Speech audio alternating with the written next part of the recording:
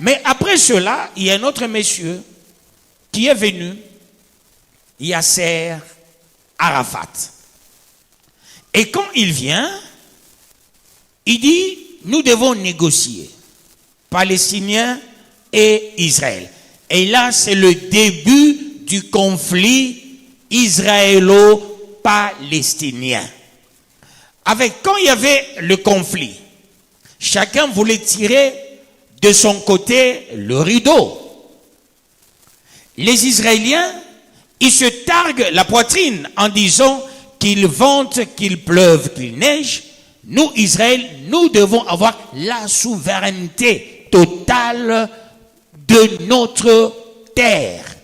Parce qu'on l'a eu à prix de sang.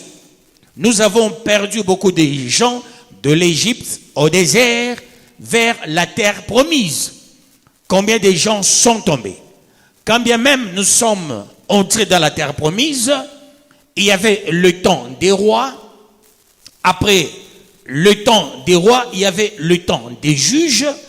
Après plus de 500 ans, Dieu ne nous a pas parlé. Pensez-vous que nous, on restera toujours comme ça, sans profiter quoi que ce soit? Vous voyez, David Ben Gurion avait la taille comme ça, était très autoritaire, genre Napoléon Bonaparte. Avec son autorité à l'époque, dans l'entêtant Arafat, il s'est engagé en formant une armée avec un système de jet de pierre. Les Palestiniens appelaient ça Intifada. Alors, avec le système d'Intifada, en utilisant les pierres pour lancer aussi comment est-ce qu'on appelle ça? Cocktail Molotov, hein? C'est-à-dire on prend des bouteilles, on met là-dedans l'essence, on allume, on jette. C'était la première armée créée par Yasser Arafat. Alors, Yasser Arafat, derrière, c'est qui toujours? Les États-Unis, peuple de Dieu. Ils vendent le chaud et le froid. Il est avec Israël. Dans l'entretemps, il souffle comme la souris naine aux Palestiniens. Vous devez vous battre pour cette terre. Ne laissez pas tout le beefsteak à qui? Aux Israéliens. Parce que vous avez le même père, Abraham. Et d'ailleurs, l'aîné, c'est Ismaël. Après, Isaac est venu. Isaac est venu après. Quand bien même Ismaël, c'est l'enfant.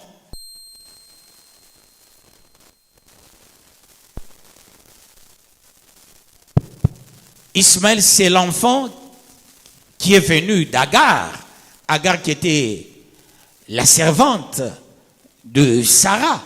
Mais c'est Ismaël qui est l'aîné. Et c'est d'Ismaël sont sortis les musulmans. Et les chrétiens sont venus d'Isaac, surtout en poussant du temps de Jacob. Que le bon Dieu vous bénisse. Et de ce fait, ils ont dit, dans leur conflit, ils doivent se faire un cahier de charge sur des matières appropriées. Monde du temple, la souveraineté sur le monde du temple, la souveraineté sur Jérusalem, la souveraineté sur les dessous, c'est-à-dire, c'est ce qui a fait fâcher Dieu. Les dessous, c'est quoi? Tous les débris, tout ce qu'on avait enterré, les gens de l'époque. Alors, il fallait avoir l'impérium sur tous les enterrés, les ossements qu'on avait enterrés, d'où il fallait se battre autour de ça. Dans l'entretemps, Yasser Arafat, il a posé aussi sa conditionnalité pour dire, ok, nous voulons une chose qui est la capitale commune. Jérusalem, c'est votre capitale, c'est aussi notre capitale. Or, au mont du temple, comme Israël avait l'impérium sur le mont du temple, dans l'entretemps, les Palestiniens cherchaient aussi le mont du temple, Et qu'est-ce qu'il y a au mot du temple? Au mot du temple, il y a deux grandes mosquées. Mais il fallait que les Palestiniens gèrent les deux mosquées. Aussi, les débris de temples de Salomon et d'Hérode. Alors Israël dit, je m'accaparerai de la gestion des débris du temple de Salomon et du temple d'Hérode.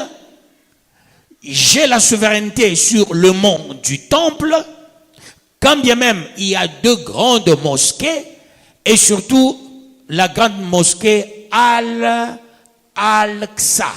C'est la grande mosquée à Jérusalem. Alors, peuple de Dieu, Israël a pris le devant, le dessus sur ça. Alors, les Palestiniens ont dit, pas question. Nous devons gérer les deux mosquées, pas vous. Israël dit, pas question, nous gérons le mont du temple. Or, c'est au mont du temple, là où il y a les deux mosquées.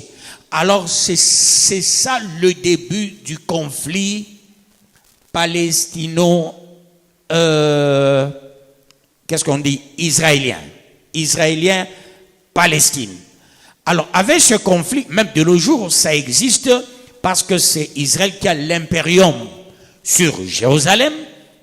Israël a l'impérium sur le mont du temple. Israël gère les dessous enterrés. Israël gère les sites touristiques. Et avec ça, qui est derrière États-Unis, il pousse les Arabes. Pousser. Pourquoi? Parce que les États-Unis gagnent le pétrole arabe. Que le bon Dieu vous bénisse, peuple de Dieu. Ils cherchent à ce que les Arabes ne disent pas non, écoute, toi, tu es pour Israël. Alors, les États-Unis jouent le froid et le chaud dans l'entretemps avec la Palestine, dans l'entretemps avec Israël. Or, Israël et les États-Unis, l'économie américaine, la plupart des tenants de l'économie américaine, ce sont les Juifs, ce sont les Israéliens.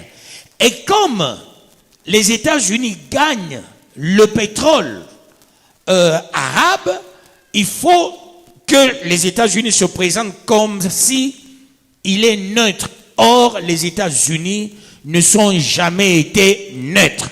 C'est un pays vraiment, je peux dire, mouchard, un pays, peuple de Dieu, qui vante le chaud et le froid, un pays qui est à la base de beaucoup de désordre.